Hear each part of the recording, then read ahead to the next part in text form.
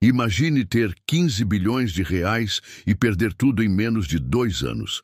Esta é a história devastadora de Ricardo Almeida Santos, o homem que construiu um império empresarial do zero e viu tudo desmoronar por causa de uma única decisão. Uma trajetória que começou vendendo doces na escola e terminou com dezenas de processos judiciais, famílias destruídas e segredos obscuros que chocaram o Brasil inteiro. Você está pronto para descobrir como a ambição desmedida pode transformar um visionário em um vilão? Deixe sua opinião nos comentários sobre o que você faria no lugar dele. Ricardo Almeida Santos nasceu em 1975 na cidade de Tiradentes, uma das regiões mais violentas da periferia de São Paulo. Filho de Maria Santos, faxineira, e João Almeida, pedreiro desempregado que lutava contra o alcoolismo. A casa onde Ricardo cresceu tinha apenas 2 cômodos para uma família de 6 pessoas. O cheiro de mofo nas paredes e o barulho constante dos tiroteios na madrugada marcaram sua infância. Aos 8 anos, Ricardo já mostrava sinais de uma mente empreendedora fora do comum. Enquanto outras crianças brincavam na rua, ele coletava latinhas no lixão próximo à sua casa para vender no ferro velho. Com o dinheiro, comprava balas no atacado e revendia na porta da escola com uma margem de lucro de 300%. Seus colegas o chamavam de Ricardo Nego, não por preconceito, mas porque ele sempre estava negociando alguma coisa. Quando completou 12 anos, a tragédia mudou sua vida para sempre. João Almeida foi encontrado morto em um bueiro, vítima de uma overdose de crack. Maria Santos entrou em depressão profunda e Ricardo se viu obrigado a sustentar a família. Foi nesse momento que ele fez uma promessa que ecoaria pelo resto de sua vida. Um dia, minha mãe vai morar em uma mansão e nunca mais vai precisar limpar a casa de rico. Determinado a cumprir sua palavra, Ricardo abandonou os estudos aos 14 anos e começou a trabalhar como office boy em uma pequena empresa de contabilidade no centro de São Paulo. Todos os dias, ele acordava às 4 da manhã, pegava 3 conduções diferentes e chegava ao trabalho 2 horas antes do horário oficial, para estudar os relatórios financeiros que encontrava nas mesas dos contadores. O gerente da empresa, Sr. Antônio Figueiredo, notou o interesse peculiar do garoto pelos números. Em uma tarde de sexta-feira, encontrou Ricardo lendo um relatório de balanço patrimonial. "Você entende alguma coisa disso, menino?" perguntou. Ricardo respondeu sem hesitar. "Entendo que esta empresa está gastando 40% a mais do que deveria com fornecedores. Se mudasse para estes 3 que pesquisei, economizaria R$ 15.000 por mês." Impressionado, Sr. Antônio decidiu dar uma oportunidade ao jovem. Em 6 meses, Ricardo conseguiu reduzir os custos da empresa em 30% e aumentar a margem de lucro em 45%. Sua reputação começou a se espalhar pelo mundo empresarial paulistano. Aos 17 anos, ele já havia fundado sua primeira empresa, Santos Consultoria Financeira, operando de um escritório de 10 metros quadrados no Brás. Em 2001, aos 26 anos, Ricardo Almeida Santos já era conhecido como o Menino de Ouro do mercado financeiro brasileiro. Sua Santos Consultoria havia crescido exponencialmente e atendia grandes empresas multinacionais. Mas Ricardo tinha planos muito maiores. Ele queria construir um império que rivalizasse com os grandes conglomerados brasileiros. Foi nesse período que conheceu Helena Moreira, filha de um tradicional empresário paulista do setor imobiliário. Helena era formada em administração pela FGV e possuía exatamente o que Ricardo precisava: conexões na elite empresarial brasileira. O casamento deles, realizado na Catedral da Sé com mais de 1.000 convidados, foi considerado o evento social do ano em São Paulo. Com o dote de Helena e os lucros acumulados de sua consultoria, Ricardo fundou a Santos Holdings em 2003. A empresa começou investindo pesadamente em 3 setores estratégicos: tecnologia, mineração e energia renovável. Sua visão era revolucionária para a época. Enquanto outros empresários brasileiros ainda pensavam pequeno, Ricardo já falava em competir globalmente. O primeiro grande negócio veio em 2005, quando a Santos Holdings adquiriu por 50 milhões de reais uma empresa de mineração em Minas Gerais que estava à beira da falência. Ricardo descobriu que a mina possuía uma das maiores reservas de nióbio do país, mineral essencial para a indústria aeroespacial. Em 2 anos, a empresa valia 800 milhões de reais. Com esse sucesso, Ricardo expandiu agressivamente. Comprou uma empresa de tecnologia em São Paulo, investiu em fazendas de energia solar no Nordeste e adquiriu participações em startups de biotecnologia.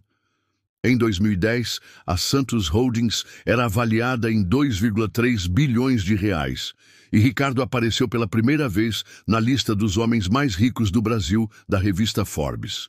A vida pessoal de Ricardo mudou completamente. Ele comprou uma mansão de 3.500 metros quadrados no bairro Jardins, com piscina olímpica, quadra de tênis e um heliporto.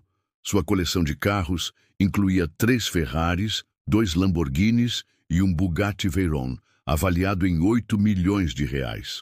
Para se locomover entre suas empresas, comprou um jato particular Gulfstream G650 que custou 65 milhões de dólares. Mas o que impressionava mesmo era sua capacidade de fazer dinheiro. Em 2015, Ricardo fechou o maior negócio de sua carreira: a venda de 30% da Santos Holdings para um fundo de investimento árabe por 4 bilhões de dólares. Da noite para o dia, ele se tornou o 4º homem mais rico do Brasil, com uma fortuna pessoal estimada em 15 bilhões de reais. Ricardo havia cumprido sua promessa de infância. Maria Santos, agora com 68 anos, morava em uma ala especial da mansão, cuidada por uma equipe de enfermeiras particulares. Ela nunca mais precisou limpar a casa de ninguém. Mas o preço dessa ascensão meteórica estava apenas começando a se revelar. O que você acha desta trajetória até agora? Deixe sua opinião nos comentários sobre como um jovem da periferia conseguiu chegar tão longe. Por trás da fachada dourada do Império Santos, uma rede sinistra de corrupção e manipulação sustentava cada negócio bilionário. Ricardo havia aprendido cedo que no Brasil, para crescer exponencialmente, era preciso jogar pelas regras não escritas do poder. E ele jogava esse jogo com maestria assustadora. Em 2008, documentos vazados posteriormente revelaram que Ricardo mantinha uma conta secreta nas Ilhas Cayman com mais de 200 milhões de dólares. Esse dinheiro não aparecia em nenhum relatório oficial da Santos Holdings e era usado exclusivamente para subornar políticos, juízes e fiscais da Receita Federal. O codinome da operação era Projeto Dourado. O esquema funcionava de forma milimétrica. A cada grande licitação pública que interessava a Santos Holdings, Ricardo depositava entre 5 a 10 milhões de reais em contas fantasmas controladas por políticos influentes. Em troca, recebia informações privilegiadas sobre os editais e garantia que os concorrentes fossem desclassificados por problemas técnicos na documentação. Foi assim que conseguiu o contrato de 3 bilhões de reais para construir usinas solares no Ceará, em 2012. 3 empresas europeias com propostas tecnicamente superiores foram misteriosamente desqualificadas na última hora. O governador do estado na época, que recebeu 15 milhões de reais da operação, declarou publicamente que a Santos Holdings havia vencido por mérito técnico indiscutível. Mas o método mais perverso de Ricardo era a destruição sistemática de concorrentes menores. Ele criou uma empresa fantasma chamada Investigações Estratégicas, dirigida pelo ex-delegado federal Marcos Pereira. Essa empresa era especializada em encontrar irregularidades fiscais em empresas rivais e vazar essas informações para a Receita Federal no momento estratégico. O caso mais brutal foi o da Tech Brasil, uma startup de inteligência artificial que estava desenvolvendo tecnologia revolucionária para o agronegócio. Quando Ricardo tentou comprar a empresa por 50 milhões de reais e foi recusado, ele instruiu Marcos Pereira a resolver o problema. Em 2 semanas, a Tech Brasil foi autuada por sonegação fiscal de 30 milhões de reais, teve suas contas bloqueadas e foi à falência.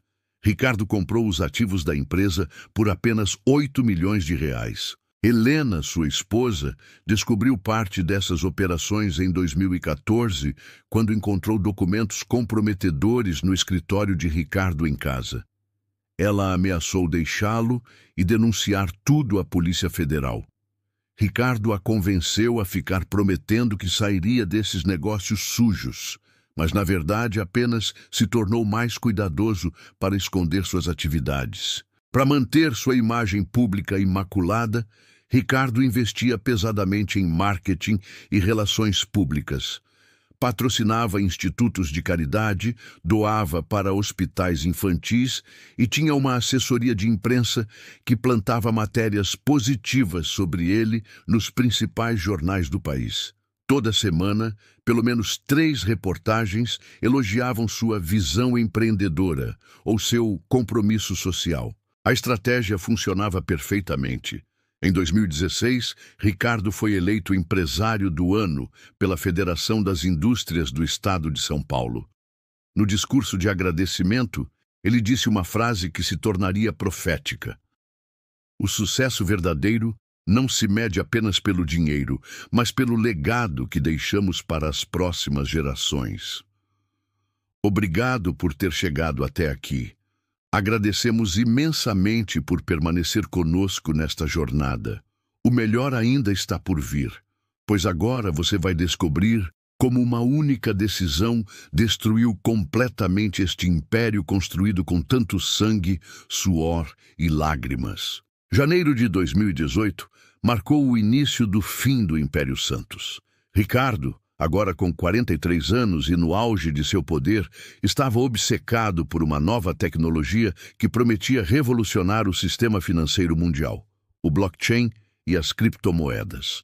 Ele havia estudado obsessivamente o mercado e estava convencido de que esta seria a maior oportunidade de investimento da história da humanidade. Em uma reunião secreta em sua mansão, Ricardo convocou os 5 sócios principais da Santos Holdings. Na mesa da sala de jantar, que já havia recebido presidentes e ministros, ele apresentou o que chamou de Projeto Bitcoin Brasil. A ideia era investir 8 bilhões de reais, mais da metade do patrimônio líquido da empresa, na criação da maior corretora de criptomoedas da América Latina. Eduardo Silveira, seu sócio mais antigo e melhor amigo desde os tempos de consultoria, tentou dissuadi-lo. Ricardo, isso é loucura. Ninguém sabe para onde vai esse mercado. É especulação pura. Ricardo respondeu com a arrogância que havia se tornado sua marca registrada. Eduardo, quando todos os grandes empresários da história fizeram fortuna, exatamente quando apostaram no que ninguém acreditava. Contra a vontade dos demais sócios, Ricardo aprovou o investimento. Mas o que ninguém sabia é que, secretamente, ele havia investido outros 4 bilhões de reais de seu patrimônio pessoal comprando bitcoins diretamente. Na sua mente megalomaníaca, ele seria o primeiro trilionário brasileiro quando as criptomoedas explodissem definitivamente. A Santos Cripto foi lançada em agosto de 2018, com uma campanha publicitária de 100 milhões de reais. Ricardo contratou jogadores de futebol famosos, influenciadores digitais e até mesmo fez um comercial com sua própria participação, onde dizia: "O futuro do dinheiro está aqui e você pode fazer parte da maior revolução financeira da história." Inicialmente, o plano parecia funcionar. A corretora captou 2 bilhões de reais de investidores em apenas 3 meses. Ricardo aparecia diariamente na mídia como o visionário das criptomoedas e chegou a dar palestras em universidades americanas sobre o futuro da economia digital. Sua fortuna pessoal atingiu o pico histórico de 23 bilhões de reais em dezembro de 2018. Mas em janeiro de 2019, os primeiros sinais de alerta apareceram. O mercado de criptomoedas entrou em uma queda livre que durou 6 meses consecutivos. O Bitcoin, que Ricardo havia comprado a uma média de $60.000, despencou para $15.000. Em 6 meses, ele perdeu 3 bilhões de reais apenas em seus investimentos pessoais. A situação se tornou crítica quando grandes investidores começaram a sacar dinheiro da Santos Cripto. Para cobrir os saques, Ricardo foi obrigado a vender participações em outras empresas da Santos Holdings com enormes prejuízos. Foi nesse momento que Eduardo Silveira, percebendo o tamanho da crise, tomou a decisão que destruiu para sempre a amizade de 2 décadas.